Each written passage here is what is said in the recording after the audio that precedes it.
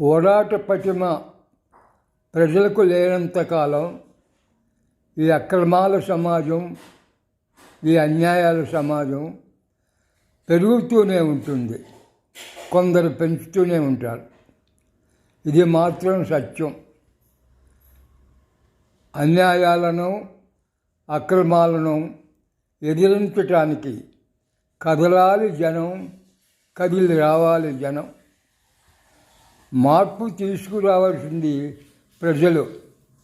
కపట వేషగాళ్లను కనిపెట్టి చూడాల్సింది ప్రజలు. నిర్మించుకోవాలి ప్రజా సంఘాలు, ప్రజలు నిర్మించుకోవాలి పోరాట పటిమ ప్రజలు. పోరాట పటిమ ప్రజలకు లేనంతకాలం ఈ సమాజపు తుప్పు వదలటం కల్లా.